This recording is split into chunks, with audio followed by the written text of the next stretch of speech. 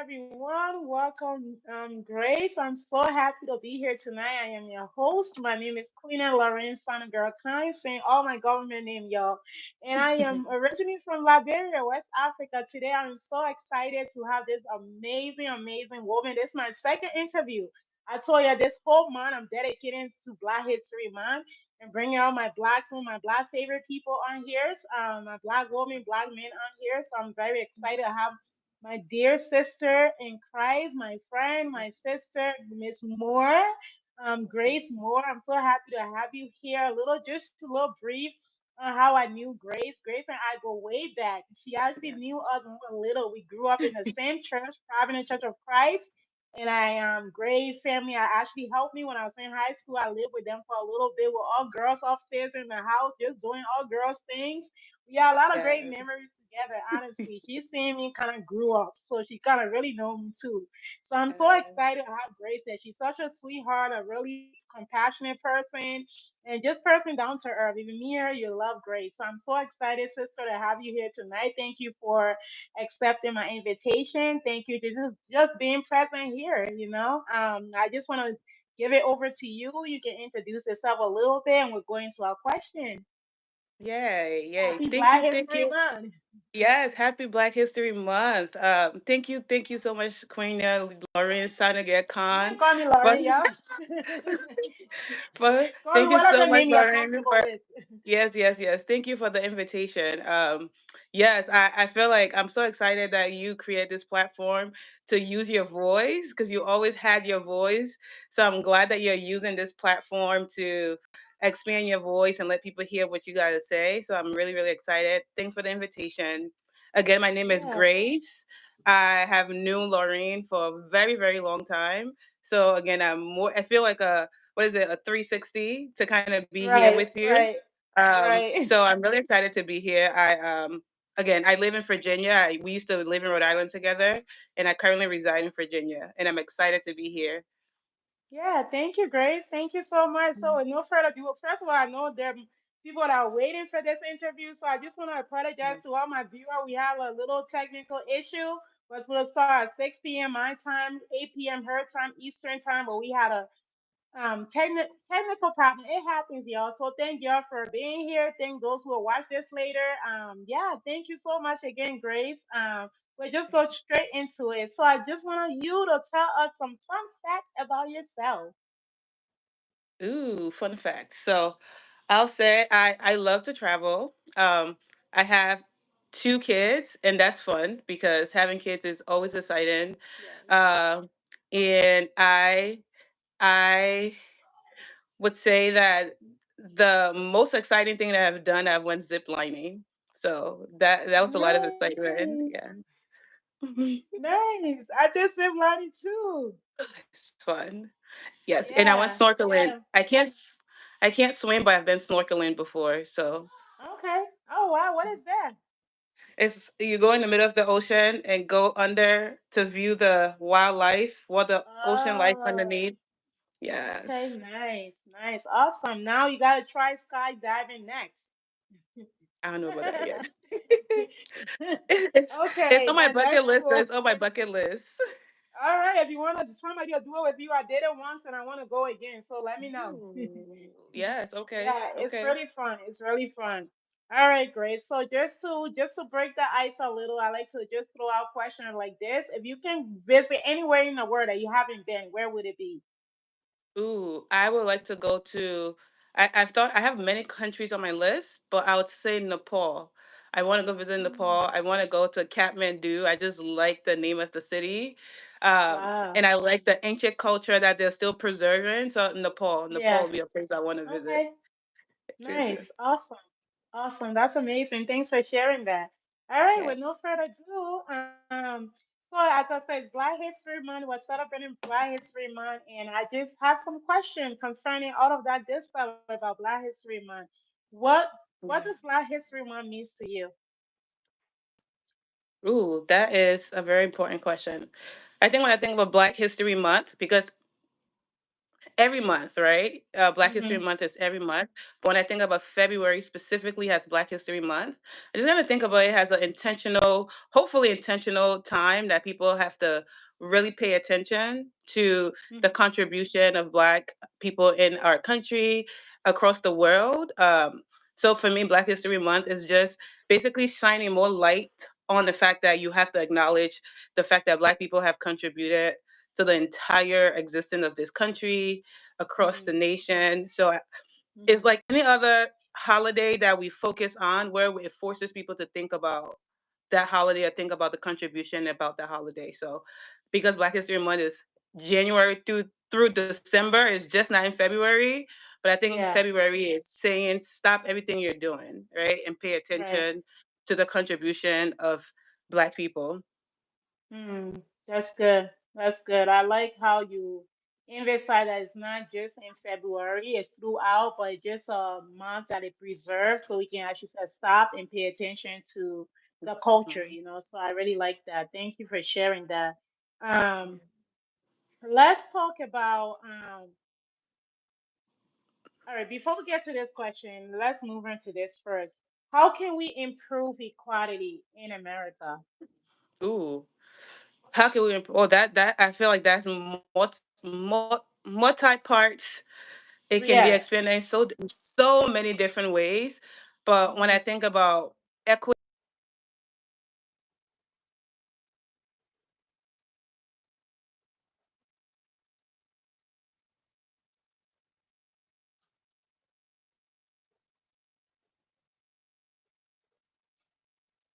Yes.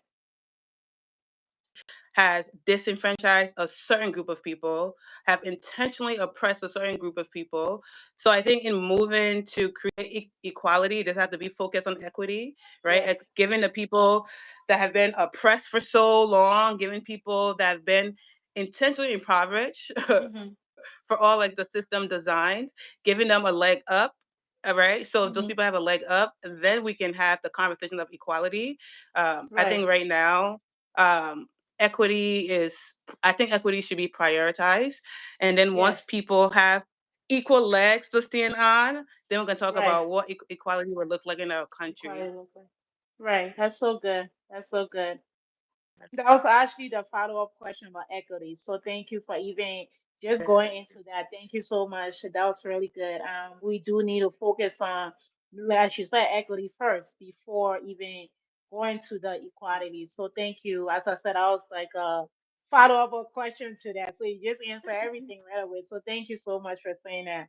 Um, and then as a black woman from Liberia, for those of you who don't know, Grace and I were Liberian, so I have to have my Liberian person on here this Black History Month. So, who shout out to LIB? LIB. Yep. Yes, yes, So we are from Liberia.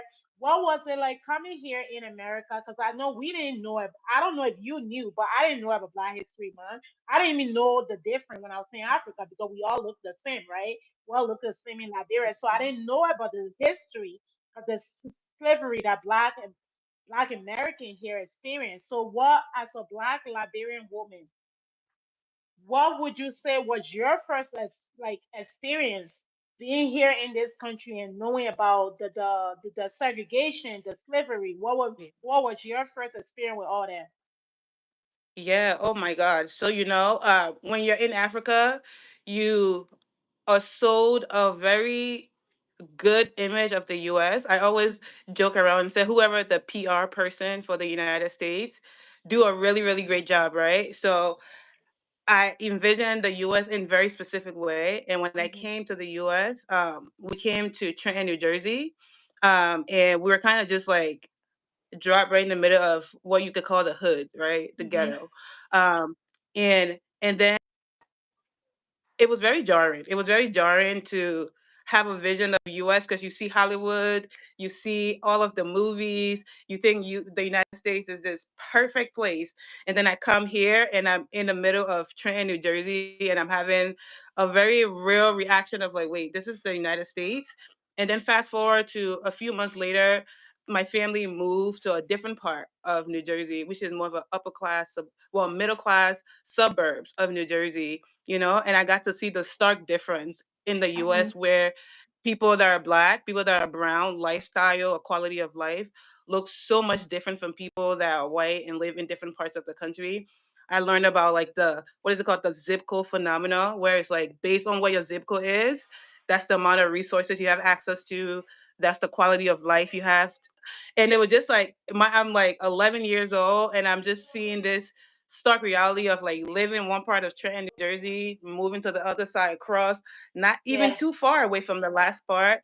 It was just very at a very, very young age, I saw that racism, whether it's systemic racism, is very real in the US. And I got to just witness it as an onlooker because I was still a young African kid. I was just like, oh my gosh. Right. So the black people lifestyle is so much different from over here where there's more white people.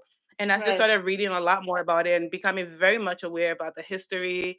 So very early on, I was interested because very early on, I noticed how different things are Right. across the country. Right. And just that's so good. That's really good because I think people who we are from Africa, I think we didn't, as you said, we have a different picture of America, right? Like this perfect land. Mhm. We call it like the Holy Land or something to us coming here. So I think it's good how you say you are right in the middle, especially being in New Jersey, as you said, right in that middle.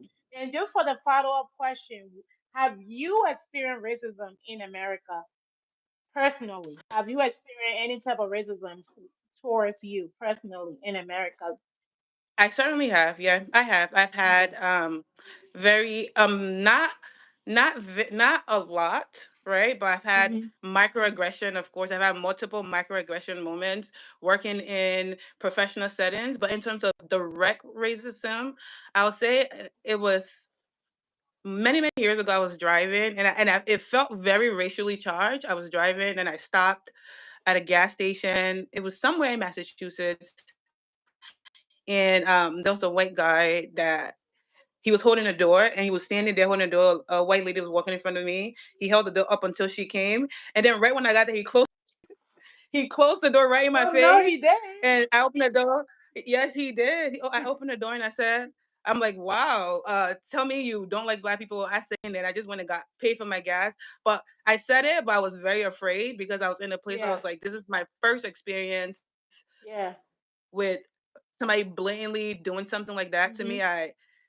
I was in the midst of like I was laughing it off because it was so blatant. I was nervous, scared, but I got my gas and left on as I was driving. I was like, "Oh wow, I think that was a clear message from this person to me." So that was the really direct experience I've had with.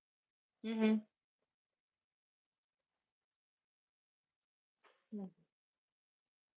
Right. And also, as the profession that you in, have you experienced? Because I'm curious. Can you tell us a little bit? I know your profession, but can you tell the viewer a little bit about what you do? Yeah. Because I have a question around that too as well. Yeah. So I'm a clinical social worker, and I practice primarily mostly as a therapist, a mental health therapist. Um, but in my career, I have worked in different settings. Right, I've worked in child welfare settings. I've worked in community mental health settings. I've worked in schools and other organizations. So I've worked in a pretty wild varieties of social work settings. But right now, I primarily work as a therapist. Nice, thank you. I'm asking that because I noticed here I battle with mental health, in the past many times, to be specific, depression. And I feel like as Black, especially African Black, right, or Black in general, mental health is a Mhm, taboo in our culture. What do you mhm, think as Black folks, what do we think we can get out of that and seek help? Because I feel like a lot of us are suffering silently and not seeking the help that we need. Well, what would you say about somebody right now who's watching this and afraid or ashamed? Because I once was like that. I was ashamed of what my culture would say about me, even when I did start getting help. And people who knew me from the very church started saying things like I was mhm. crazy and stuff. So what would you think? What would you say to people like that used to be in the same shoe I was in? I used to be afraid of get go see a therapist, or even if they need to take a med, take a med. What would you say? Your encouragement, you're as a black woman, seeing, so they're seeing you as a black woman in the field. What would you say to those people out there who are still, leaning on culture, believe, and don't want to think you're Christian, just go to church, you pray? What would you say about that? Yeah, that is something a thing I'm very passionate about, right? Making mental health accessible to black people, to African people, to just ethnic people in general. I always like Mm-hmm. to start with acknowledging the fear that people have about asking for help and seeking help, because it's Black Mm-hmm. History Month, so we can just kind of talk about the long history of mental health in this country, right? Without talking about taking too much time. Like systemically, the Right. mental health, just the medical field in this country has been very intentionally oppressive to Black people, right? So when people Mm-hmm. needed help, the professional mental health community or medical health community, you took as an opportunity to even create more oppression to that Mm-hmm. population and provided subpar treatment, provided treatment, or not even provided treatment, right? Sometimes you use them in research that they weren't even aware of. So the fear that Mm-hmm. people have, the fear that Black people, I won't say people, right? The fear that Black people or ethnic people have about seeking mental health is real. So when I'm talking to a fellow ethnic people, I understand why you don't want to seek mental health, because systemically that space has not been the safest space for you. But Mm-hmm. we definitely have come quite a long way where people can really use that voice, can really advocate for themselves in a space. There are a lot of people of color enter into the field of mental health specifically because Right. they want to work with um, the masses of people that look like us that need the Right. services but don't access the Right. services. So Right. I tell people that that fear is real, and sometimes when you're in the process of doing what's best for you, you got to understand it's the acceptance of like, okay, there is a history of oppression in this space, Mm-hmm. but let me find out what's real versus what's fake, right? Because if Right. the stigma is real. Mm-hmm. Um, but I think when people think about mental health as a community, we think about it in ways that is not always accurate. Mental health, Mm-hmm. even though in the Western world created a names for it, but a lot of the practices in mental health is very close knitted to African culture, right? Thinking about back in the day in the chief in villages were the place that people went to get advice. People didn't keep their Mm-hmm. problem to themselves, right? They went to the chief Right. village to sit around and talk about it. They went to their church folks to sit around and talk about what they were dealing with. Mm-hmm. That's That's ultimately good. the essence of mental health, right? It's not That's good. internalizing challenges, it's being able to find a way Mm-hmm. to express it, find a way to get support and get a different perspective about it, which is a very Mm-hmm. African thing to do, right? African people always wanted to Yeah. talk to the elders, Right. talking to the To the pastors, pastor. talking to the Right. church, talking about their problems, getting advice about a problem. It's a culture that is very ingrained in a collective African and Black culture. But when the Western nice medical and behavioral health field kind of put the name on it, made it more about people feeling like they're being pathologized, was basically saying that everything that is going on, it make it seem like something is wrong with the person, opposed to it Right. being a reaction to maybe things that are happening within their Trauma. environment or something Yeah. that happening within their body imbalances. Those are the things Mm-hmm. that scare people away from mental health.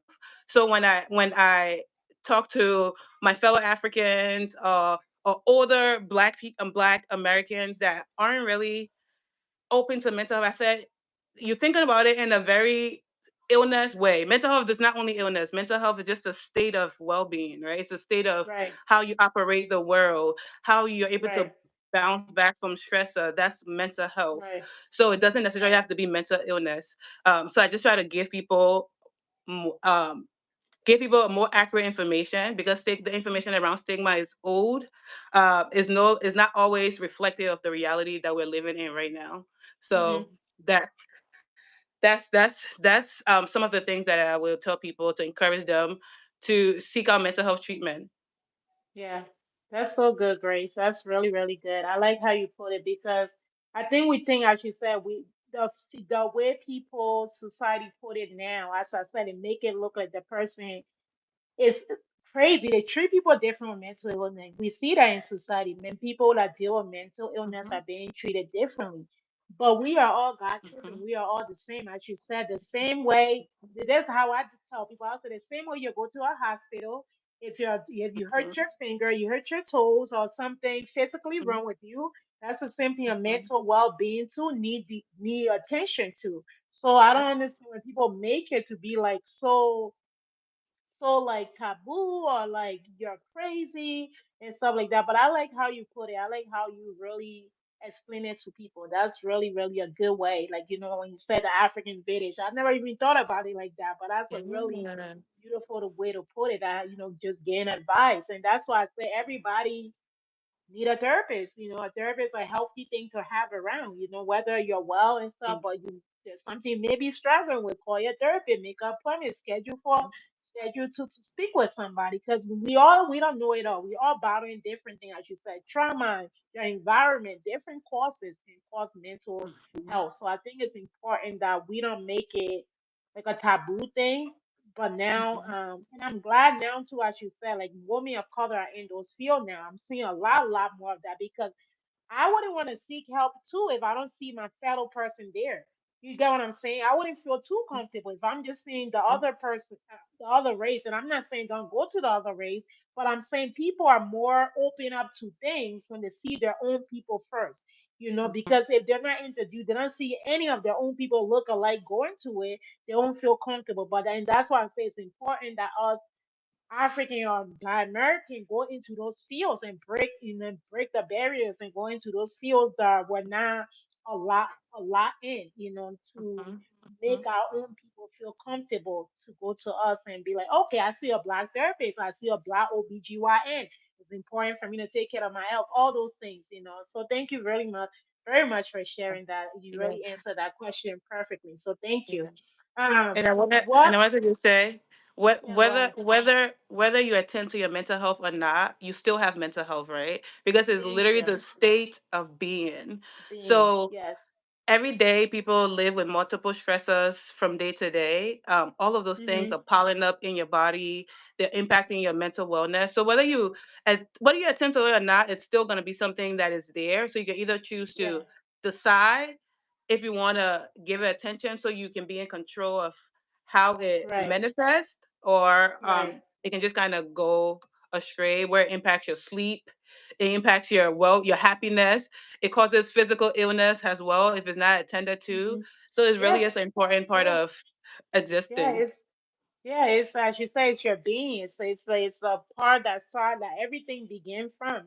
So that's really good. Really, really good way to put it. Another question I have for you: what contribution have Black people made in society?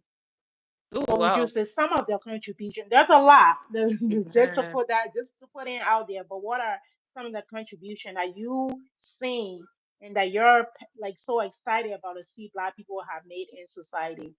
Yeah, I think Black people have made so many contributions to society. When we're talking about Black history, I can get really passionate and go a lot Yeah, of different roads. yeah. Uh, because when I think about the contribution, just think about the contribution of natural resources and wealth Mhm. that was just God placed in the land of multiple African countries. That's the contribution Yeah, we really share with the world, right? yeah. From the parts that it takes to make technology, all of those things. A lot of those things come from African lands. But when I think Yes. specifically to our um, the United States and within the confines of this country, because I think Black History Month is just within the U.S. Uh, Mhm. a lot of things Black people help contributed to the building of the entire country of the US. Mhm. Help in the medical fields, help in the mental health arena, right? Because again, a lot Mhm. of the Right. things when it comes to mental health, a lot of the symptoms, a lot of the disorders, a lot of all of the things where the research that were done weren't done on Black people, right? It was done on Right. predominantly white people. So some of the symptoms that we see from historical research weren't done on white people. So a lot of the pioneers of mental health in the Black arena, those people contributed a lot to Mhm. to the cultural importance in mental health field. Um, so I'll say what I'm most excited for because it's within my field is Mhm. the black pioneers that say mental health is important for black people too, and let's make sure that we think Yeah. about the cultural impact for serving this specific population. So Yeah. that's a very important contribution. That's good. That's really good. And just to follow up with that, what do you love the most about your job or the field you're Ooh. in right now?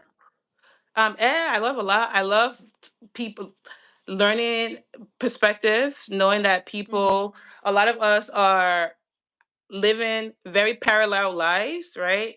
We're kind of Mhm. going down very similar journey path, maybe different hiccups Mhm. along the way. Having an opportunity to talk to lots of different people that have lots of different background, whether it's family background, race, ethnic, socioeconomic background, and just kind of seeing that we're living very parallel lives. We have very Mhm. similar roadblocks, very similar struggles and experiences that we have to overcome. I think for me, Mhm. it makes me more compassionate, knowing that no internally there's an internal struggle that we all have to overcome at some point in our Yeah. lives. It's something Mhm. that I get to see in my work field because I get to talk to people and they get to really be personal and tell me what they're experiencing internally. So it helps me Mhm. a lot to be compassionate because I can see that Yeah. what it seem on the outside maybe something completely different on the inside. So Yeah. that's why I love my job because it allows me to have more reason to be compassionate every day and to be kind every day because That's I good. get to hear people in the world and people in their experiences. Yeah, yeah, that's so good, Grace. Thanks for sharing that. That's really important to love. Actually, first of all, to love what you do. You know, 'cause if you don't love what you do, why are you doing it? You know, I always tell people it's not, it's not just making the money, because you can go anywhere else and make money. So you have to really love what you do. So I really Yes. appreciate you saying that. Yes, Thank you yes, for yes. answering that. So this question is very dear to my heart because I think coming to America and noticing you have the African and you have the Black American. So I would say, how can African American, Black American, and African come together in unity? Because one of the things I noticed was a lot of when I moved, I remember being bullied in school from some Black American, but also I've been on the side where a lot of my Black American friends say that, you know, that they have been bullied by Africans, you know what I mean, as well. So what would you say? Because I think the whole thing is that's what the white society want us to do. That was the whole point of slavery. They want to separate us, right? Mhm. And how would you say we can, a Black American and African, can come together in unity? Yeah. One, I just want to be very happy. I'm very happy about all of the social media platforms that are allowing people to Hmm. connect with each other, that allowing people Hmm. to see our similarities. So I think a lot of things have improved in that reference, right? Where people are Yes. seeing, Hmm. get to share culture and see similarities. Um, Hmm. um, when I think about how we can be more connected and united as black as a whole, I'll say first and foremost, people being more informed. I think there is a lot of misinformation. I think how Africans understand the plight of Black American is very limited for Hmm. some Yeah. Africans. So Yeah. I think there is a stereotype that comes with, Sorry, Grace. um, Says, can you mhm, shut that off, please? yeah, that's a stereotype that comes from the African side towards the African American side that is Hmm. usually around misinformation and not really understanding the full culture or the full experience of African American in the United States. So that misinformation creates a barrier because older African person view African American person in a usually not in a positive light. And then on the other hand, I think it's also misinformation as well coming from the African American side towards the African side, right? Because Right. the some of the things that they believe and some of the beliefs that they have of African is also not fully true.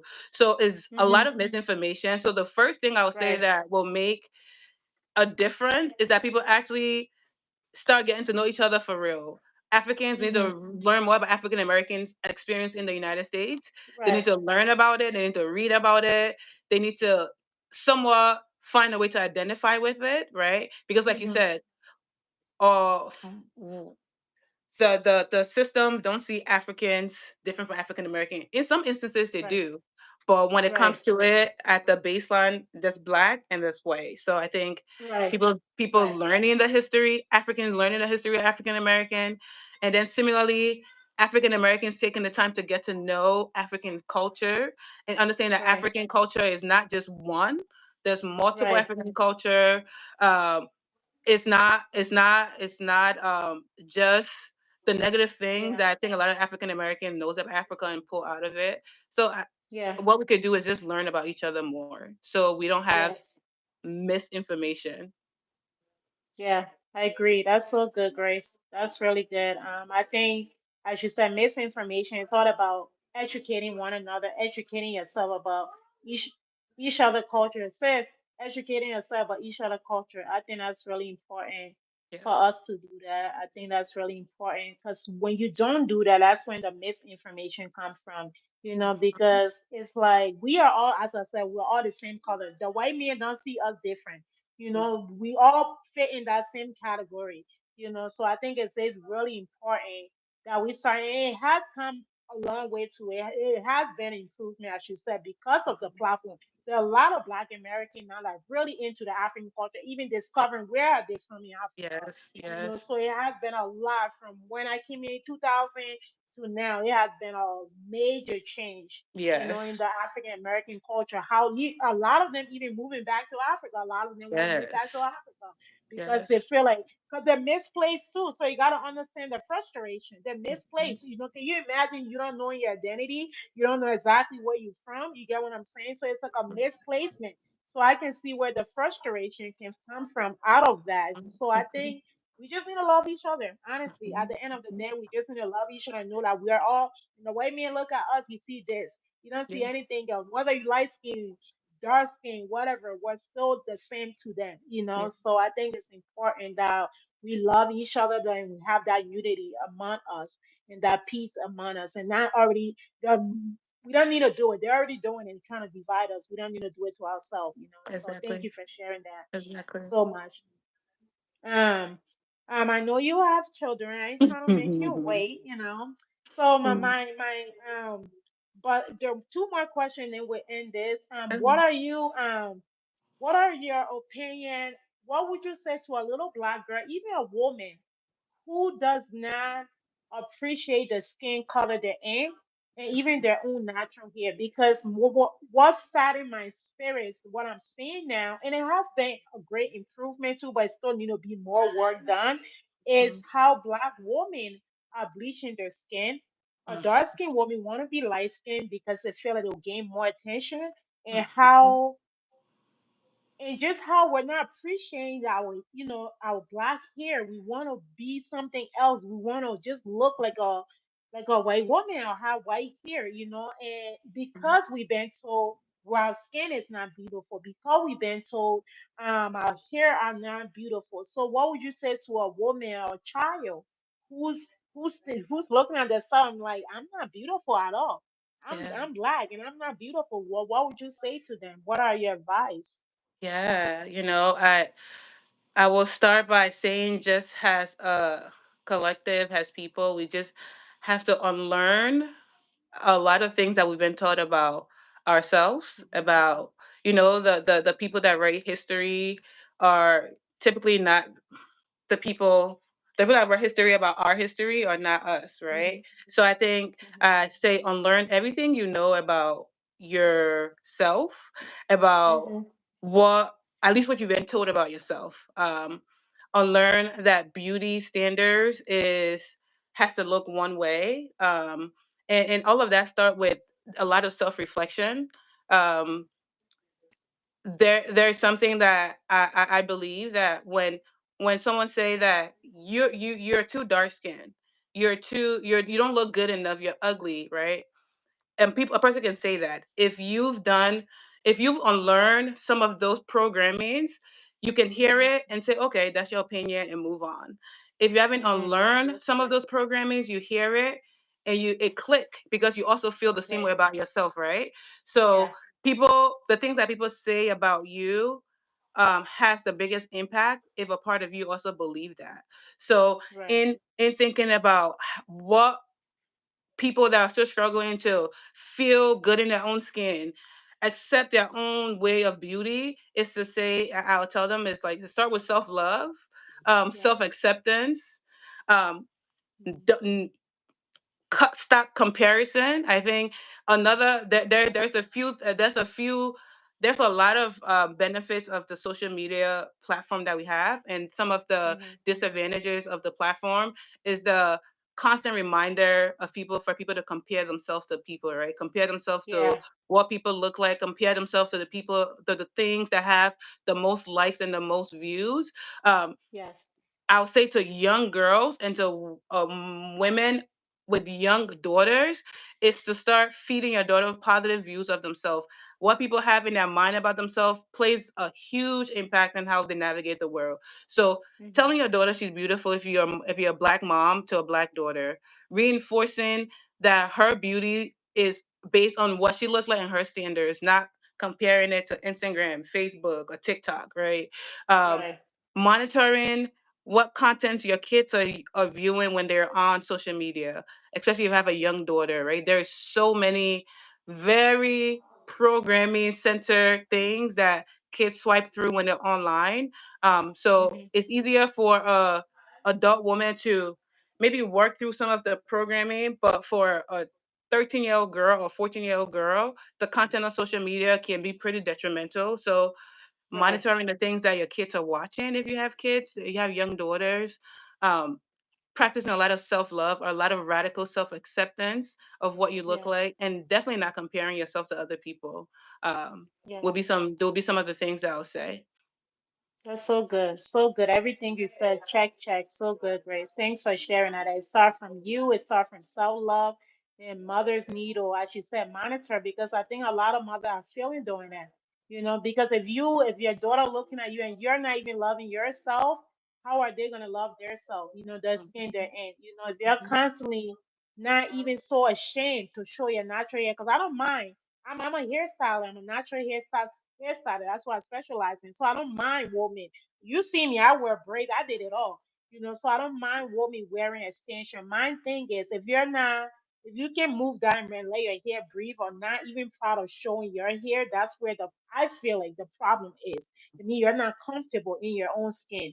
If you're not showing it out, you're not comfortable. Because I used to be that once like that, where I'll never want to show my hair because, again, as you said, the what the society was saying. My hair was not beautiful. White hair is beautiful. Straight, long, blonde, all of that was Hmm.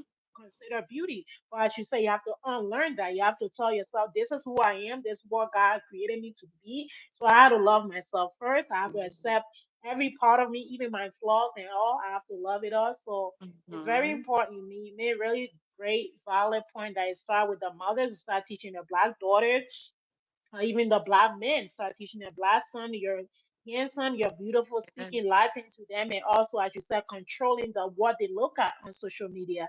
Or them, they're not even their kid. You're not even supposed to be on social media. They Period. should. Right? Period. You shouldn't. They should.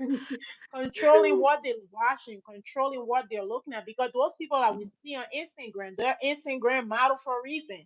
That's why they call it Instagram model, because in real life, those people don't look like that. There are a lot of people doing plastic surgery now. So if your child is just looking at that one person as an example for them, for Yeah. beauty standard, then we're failing our children. Yeah. So I thank you for So, saying all that. I've worked with a lot of teenagers, young black girls, and Mhm. there's a huge amount of girls I don't think, I mean, and it's also within that developmentally, right? They don't think that they're Right, beautiful. They don't think that they're beautiful. They don't think that body is beautiful. They don't think that hair, that face is beautiful. And yes, a part of that happens when you're growing up and you're changing, you're trying to get right, familiar with yourself.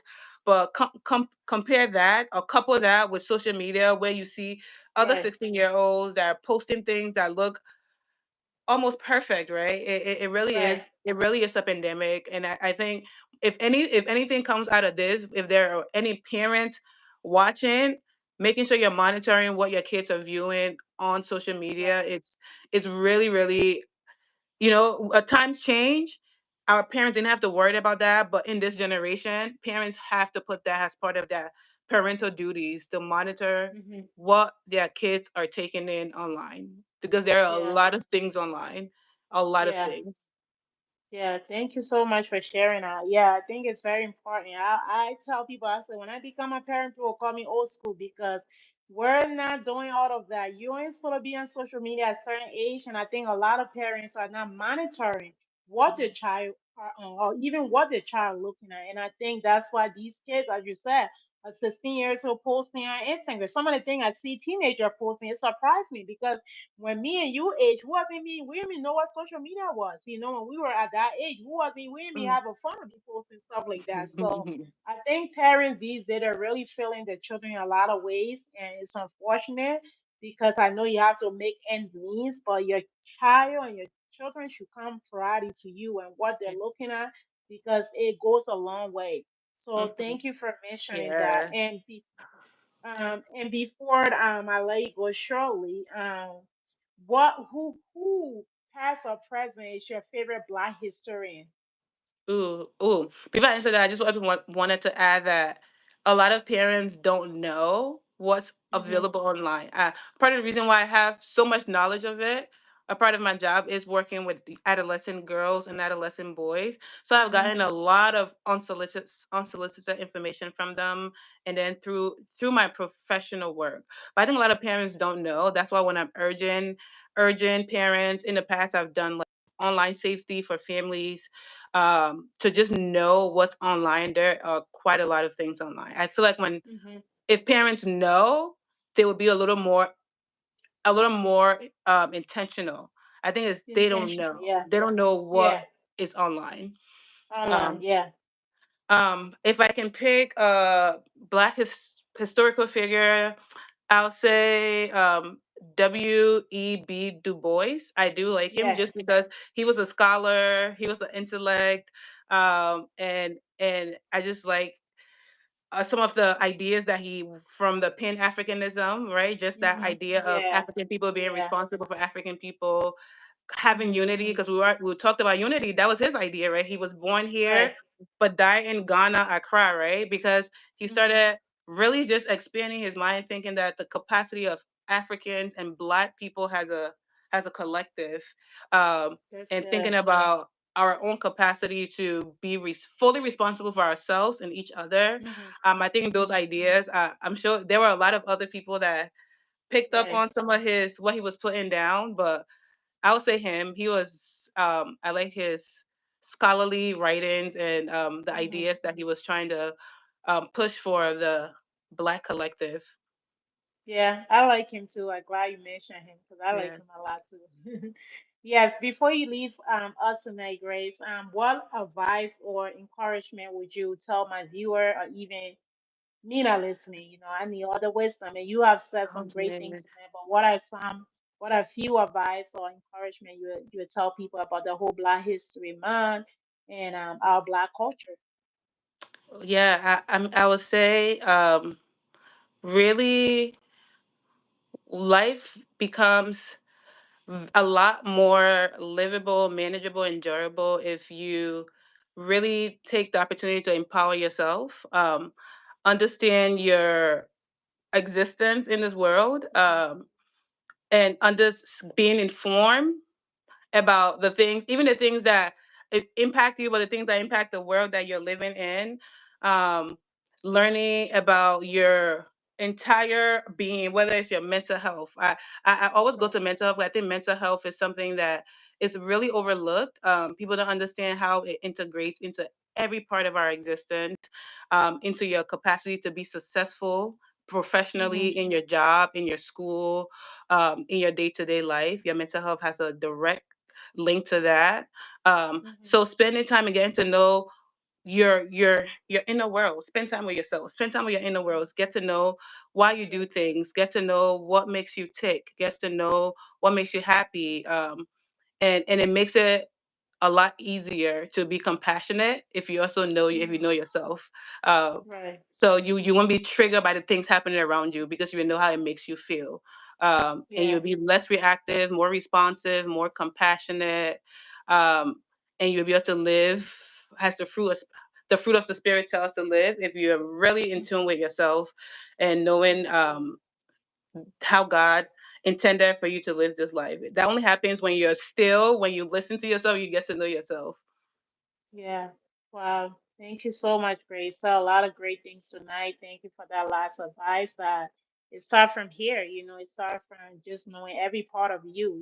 Your physical, mental, all of that. It starts from all of that. So thank you so much tonight. You still a lot of wisdom here. I can't wait. I always go back and listen to the video because it's so good and do my little notes and stuff. But thank you Yes, so yes, much yes. for gracing my space and just sharing your wisdom tonight. I'm pretty sure it's a lot of people that gain a lot from this, and those who will see this later on. And yeah, this will stay on here forever. So thank you so Yay. much. I appreciate you. I know you're famous forever now. Ah! I appreciate I appreciate you being here. Thank you for sharing your wisdom. Yeah, and God bless you, man. I'm still looking Thank you, forward to thank you, see thank the you. more wonderful thing God's gonna do in your life. But thank you Thank and you, I wish you all the appreciate success. it. Thank you, thank you, Yeah. thank you for the opportunity, and have a good night. Yeah, thank you. And thank you everyone for watching tonight. Thank you for coming on. Thank you for those who will see this later. Please subscribe, like, and share. God bless you all. Yes. Bye, Grace. Happy Black History Month, and bye-bye. Yes, yes. Happy Black History Month.